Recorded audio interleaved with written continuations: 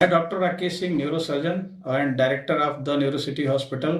आज मैं एपिलेप्सी यानी मिर्गी के बारे में कुछ सामान्य बातें आप लोगों के साथ शेयर करना चाहता हूँ। एपिलेप्सी या मिर्गी एक बहुत ही कॉमन बीमारी है हमारे देश में और ये काफ़ी बच्चों में पाई जाती है। हमारे समाज में इस बीमारी के बारे में बहुत सारी भ्रांतियाँ भी हैं, जिसकी वजह से बहुत से गांव में खास तौर पर रहने वाले मरीजों का उचित समय पर इलाज नहीं हो पाता है। इसकी वजह से आगे चल करके उन बच्चों में इसके बहुत सारे कॉम्प्लिकेशन डेवलप हो जाते हैं। इस बीमारी को थोड़ा सा समझने की भी ज़रूरत है कि बीमारी होती क्या है एग्जैक्टली। दो टर्म्स होते हैं, एक होता है सीजर और एक है एपिलेप्सी। सीजर का मतलब है शरीर में होने वाला एपिसोडिक इंटरमिटेंट एबनॉर्मल पॉस्चर। जब सीजर कई बार होते हैं फ्रिक्वेंटली और किसी ब्रेन में एक प्रॉब्लम की वजह से होते हैं, तो इन्हें हम फिर एपिलेप्सी भी कहते हैं। यह एपिलेप्सी हमारे समाज में बहुत कॉमन है।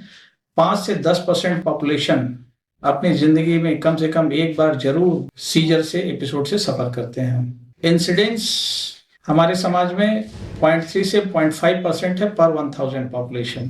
प्रिवलेंस अबाउट 5% के आसपास है हमारे समाज में। एपिलेप्सी के कॉमन कॉजेज क्या क्या हैं? अगर इनके कॉजेज पे हम जाते हैं तो इनको हमें उम्र के हिसाब से डिवाइड करना है, में फिर कॉजेज के बारे में जानने में ज़्यादा सहूलियत होती है।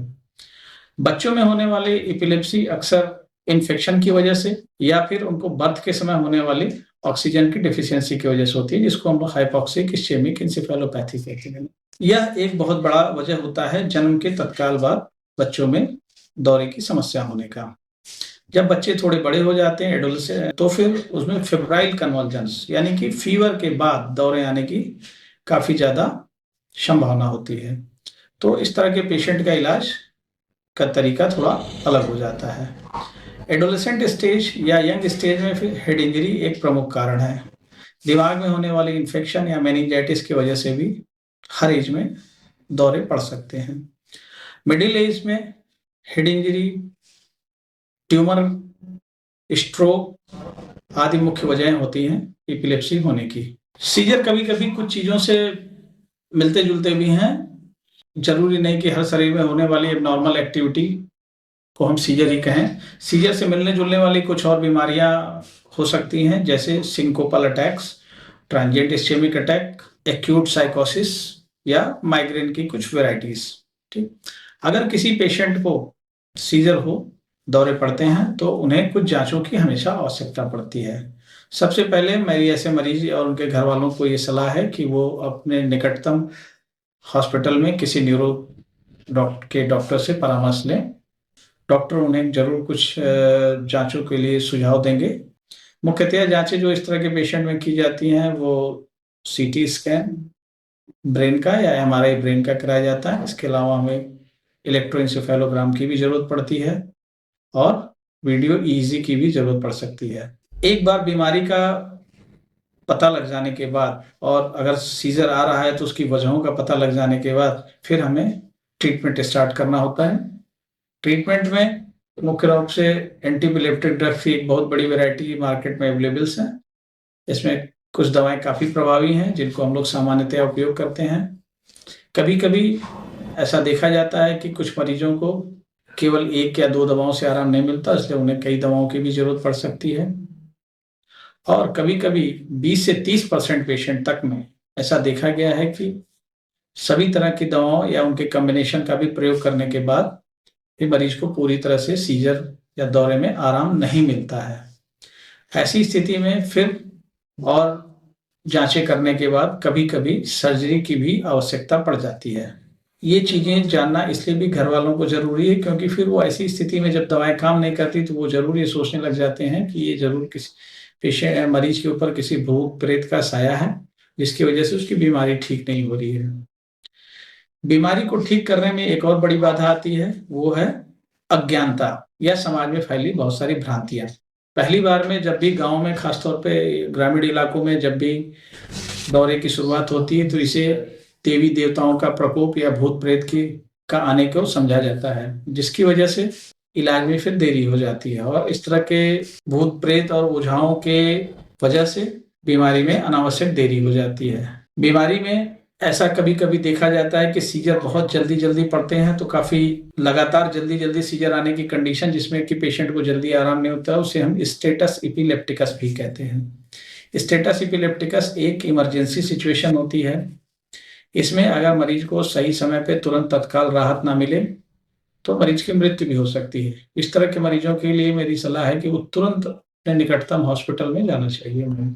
एपिलेप्सी के मरीजों को कुछ सावधानियों की हमेशा ज़रूरत होती है। इस तरह के मरीजों दो पहिया गाड़ियों के या चार पहिया गाड़ियों के चालन से बचना चाहिए। इस तरह के मरीजों को ऊँची जगह पे खड़े होने से बचना चाहिए, छत की मुंडेर पे, कुएँ के किनारे या नदी के किनारे बचना चाहिए, क्योंकि अगर ऐसे समय में उन्हें दौरा पड़ गया तो इससे उनकी जान को भी खतरा हो सकता है। एक और महत्वपूर्ण विषय एपिलेप्सी से जुड़े खासतौर से महिला मरीजों में होता है, वो होता है अगर एपिलेप्सी की महिला मरीज को अगर प्रेगनेंसी हो जाए तो उसे क्या करना चाहिए? ऐसा देखा जाता है कि बच्चों के जन्म के समय मैलफॉर्मेशन या फीटल मैलफॉर्मेशन का जो नॉर्मल रिस्क है वो अराउंड 2 to 3% होता है नॉर्मल पॉपुलेशन में।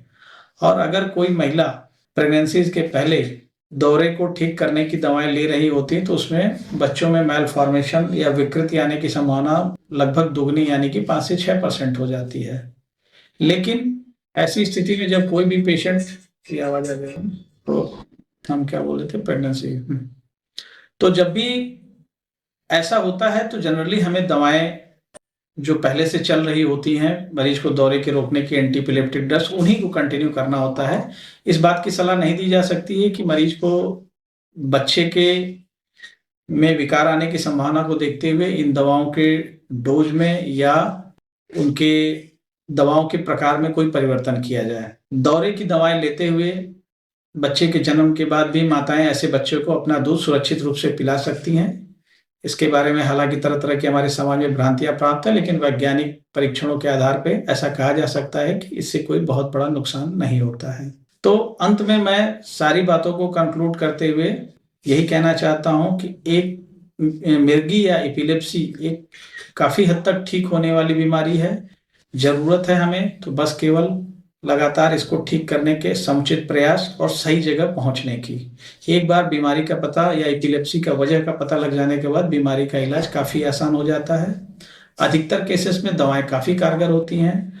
कुछ केसेस में ऑपरेशन की भी जरूरत पड़ती है और ऐसे मरीज अपनी स्वस्थ लाइफ पूरी तरह से बिता सकते हैं।